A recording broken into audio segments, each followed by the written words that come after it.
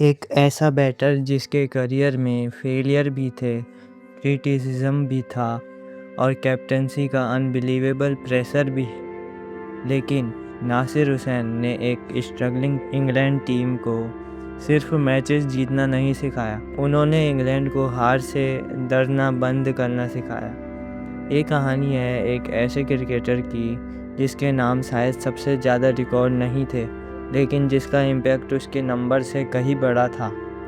नासिर हुसैन का जन्म 18 मार्च 1968 को मद्रास, इंडिया में हुआ था। क्रिकेट उनके फैमिली एनवायरनमेंट का इम्पोर्टेंट पार्ट था और बचपन से ही नासिर का फोकस प्रोफेशनल क्रिकेट पर था। शुरुआत में उन्होंने बॉलिंग भी की, लेकिन शोल्डर इंजरी ने उनका बॉलिंग करियर ऑलमोस्ट ख़त्म कर दिया। अब उनके पास एक ही रास्ता था, बैटिंग। नासिर ने डोमेस्टिक क्रिकेट में अपनी आइडेंटिटी बनाना शुरू किया और 1989 में इंग्लैंड के लिए टेस्ट डेब्यू किया। लेकिन इंटरनेशनल क्रिकेट में एंट्री के बाद उनकी जर्नी ईजी नहीं थी। फेलियर आए, क्रिटिसिज्म हुआ और टीम में अपनी जगह बचाने के लिए उन्हें बार बार प्रूव करना पड़ा। धीरे धीरे उनकी बैटिंग मैच्योर हुई। उनका गेम फ्लैशी नहीं था, उनकी बिगेस्ट स्ट्रेंथ थी कंसंट्रेशन और प्रेशर एब्जॉर्ब करने की एबिलिटी। और इसी क्वालिटी ने नासिर को इंग्लैंड का इम्पोर्टेंट बैटर बना दिया। लेकिन उनकी असली टेस्ट अभी बाकी थी, कैप्टेंसी। नासिर हुसैन का करियर कभी स्ट्रेट लाइन में नहीं चला। कभी सेंचुरीज आई, कभी फॉर्म गायब हो गई, लेकिन उन्होंने अपने गेम को कॉन्स्टेंटली इम्प्रूव किया। 1990s के मिडिल तक वो इंग्लैंड के रिलायबल बैटर में शामिल हो चुके थे। 1996 में पाकिस्तान के अगेंस्ट लॉर्ड्स में उनकी सेंचुरी ने प्रूव कर दिया कि नासिर सिर्फ डिफेंसिव बैटर नहीं थे, वो प्रेशर में मैच चेंजिंग इनिंग भी खेल सकते थे। लेकिन इंग्लैंड क्रिकेट की प्रॉब्लम सिर्फ बैटिंग नहीं थी, टीम इनकंसिस्टेंट थी, कॉन्फिडेंस लो था और ड्रेसिंग रूम को एक स्ट्रॉन्ग लीडर की ज़रूरत थी। 1999 में वो लीडर बने नासिर हुसैन, इंग्लैंड के टेस्ट कैप्टन, और अब उन्हें सिर्फ अपना करियर नहीं, पूरी टीम बदलनी थी। 1999 में कैप्टेंसी संभालते वक्त इंग्लैंड कोई डोमिनेंट टीम नहीं थी, रिजल्ट इनकंसिस्टेंट थे और प्लेयर्स के अंदर कॉन्फिडेंस की कमी थी। नासिर ने सबसे पहले माइंडसेट बदलने की कोशिश की। वो एग्रेसिव कैप्टन थे, उनकी फील्ड सेटिंग अटैकिंग होती थी और वो अपोजिशन को प्रेशर में डालने से डरते नहीं थे। लेकिन रिजल्ट तुरंत आए। ऑस्ट्रेलिया के अगेंस्ट इंग्लैंड को टफ हार मिली। 2001 एशेज में भी ऑस्ट्रेलिया ने सीरीज 4-1 से जीती। नासिर पर क्वेश्चन उठने लगे, क्या वो इंग्लैंड को वर्ल्ड क्लास टीम बना सकते हैं या फिर वो सिर्फ एक स्ट्रगलिंग साइड के कैप्टन हैं। लेकिन क्रिटिसिज्म के बीच नासिर ने एक इम्पॉर्टेंट काम किया। उन्होंने यंग प्लेयर पर ट्रस्ट करना शुरू किया। Michael Vaughan, Marcus Trescothick, Andrew Flintoff और स्टीव हार्मिसन जैसे प्लेयर इंग्लैंड के फ्यूचर बनने लगे। नासिर खुद गोल्डन जनरेशन का हीरो बन सके, लेकिन उन्होंने उस जनरेशन की फाउंडेशन ज़रूर रखी। 2001 में इंग्लैंड ने इंडिया का टूर किया। इंडिया में नासिर हुसैन के सामने सिर्फ वर्ल्ड क्लास बैटर और स्पिनर नहीं थे, उनके सामने इंटेंस प्रेशर और पैशनेट होम क्राउड भी था। इंग्लैंड सीरीज़ नहीं जीत सका और नासिर की कैप्टनसी पर फिर से सवाल उठने लगे। लेकिन इसी पीरियड में उनकी लीडरशिप का रियल इम्पैक्ट दिख रहा था। वो प्लेयर को अपोजिशन से इंटिमिडेट होने के बजाय चैलेंज करना सिखा रहे थे। इंग्लैंड अब सिर्फ सरवाइव करने वाली टीम नहीं रहना चाहती थी, टीम फाइट करना सीख रही थी।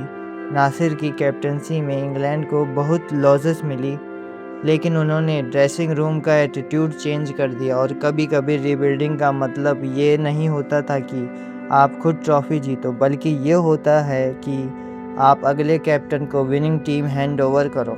2002-03 एशेज इंग्लैंड के लिए एक और नाइटमेयर था। ऑस्ट्रेलिया ने सीरीज 4-1 से जीती। कैप्टन नासिर हुसैन को क्रिटिसिज्म मिला और प्रेशर और बढ़ गया।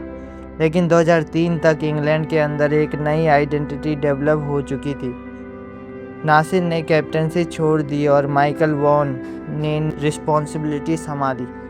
आगे जो हुआ वो इंग्लिश क्रिकेट हिस्ट्री का आइकॉनिक चैप्टर बना। 2005 में इंग्लैंड ने एशेज जीती। वॉन की टीम में फ्लिंटॉफ, हार्मिसन, हॉगार्ड और दूसरे प्लेयर थे जिन्हें नासिर के रीबिल्डिंग फेज में ट्रस्ट मिला था। इसीलिए नासिर की लेगेसी को सिर्फ उनकी ट्रॉफी से मेज़र करना अनफेयर है। उन्होंने वो टीम बिल्ड करने में रोल प्ले किया जो उनके बाद इंग्लैंड को ग्लोरी तक लेके गई। 2004 में नासिर ने इंटरनेशनल क्रिकेट से रिटायरमेंट ले ली। 96 टेस्ट, 5764 रन्स और 14 टेस्ट सेंचुरीज के साथ।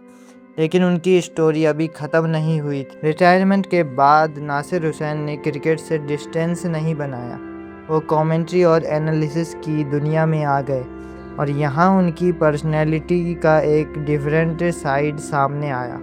जो नासिर कैप्टन के रूप में प्लेयर्स को ऑनेस्ट फीडबैक देते थे, अब वही नासिर टेलीविज़न पर क्रिकेट को डीपली एनालाइज कर रहे थे। उनकी स्पेशलिटी सिर्फ स्टैट्स नहीं थी, वो एक्सप्लेन करते थे कि कैप्टन ने फील्ड क्यों लगाई, बैटर के माइंड में क्या हो सकता है और बॉलर किस प्लान के साथ अटैक कर रहा है। और सबसे इम्पोर्टेंट, वो ऑनेस्ट रहे। इंग्लैंड गलत खेलता तो वो इंग्लैंड की क्रिटिसिज्म भी करते, अपोजिशन बेटर होती तो उसकी प्रेज़ भी करते। इसी ऑनेस्टी ने उन्हें क्रिकेट ब्रॉडकास्टिंग में एक रिस्पेक्टेड वॉइस बना दिया। नासिर हुसैन ने 100 टेस्ट कंप्लीट नहीं किए, उनके नाम 1000 ऑफ इंटरनेशनल रन्स नहीं हैं, वर्ल्ड कप ट्रॉफी भी नहीं है, तो फिर उन्हें इतना रिस्पेक्ट क्यों मिलता है? क्योंकि क्रिकेट की ग्रेटनेस सिर्फ नंबर से डिसाइड नहीं होती। कभी कभी ग्रेटनेस का मतलब होता है जब टीम टूट रही हो तब उसे संभालना। नासिर ने इंग्लैंड को एक डिफ़िकल्ट फेज़ में लीड किया। उन्होंने क्रिटिसिज्म झेला, ऑस्ट्रेलिया की डोमिनेंस देखी और कैप्टनसी का प्रेशर फेस किया, लेकिन उन्होंने इंग्लैंड के माइंडसेट को बदलने में इम्पॉर्टेंट रोल प्ले किया। उनके बाद इंग्लैंड ने 2005 में एशेज जीती और एक नए एरा में एंटर किया। नासिर हुसैन शायद इंग्लैंड को फाइनल डेस्टिनेशन तक नहीं ले गए, लेकिन उन्होंने वो रोड ज़रूर बनाई जिस पर इंग्लैंड आगे चलकर चैम्पियन बना। नासिर हुसैन की कहानी हमें बताती है कि हर लेजेंड के पास ट्रॉफीज़ और रिकॉर्ड होना ज़रूरी नहीं। कुछ प्लेयर रिकॉर्ड छोड़ते हैं और कुछ इम्पैक्ट। नासिर ने इंग्लैंड के लिए सिर्फ रन्स नहीं बनाए, उन्होंने एक स्ट्रगलिंग टीम को बिलीव दिलाया। और शायद उनकी सबसे बड़ी अचीवमेंट कोई सेंचुरी या ट्रॉफ़ी नहीं थी, बल्कि वो इंग्लैंड था जो उनके बाद दुनिया की स्ट्रॉन्गेस्ट टीम में से एक बना। अगर आपको नासिर हुसैन की ये जर्नी पसंद आई हो तो वीडियो को लाइक करो, चैनल को सब्सक्राइब करो, क्योंकि क्रिकेट में कुछ लेजेंड रिकॉर्ड से नहीं, अपने इम्पैक्ट से याद रखे जाते हैं। मैं आपको मिलूँगा अगली वीडियो में, तब तक के लिए जय हिंद, जय भारत।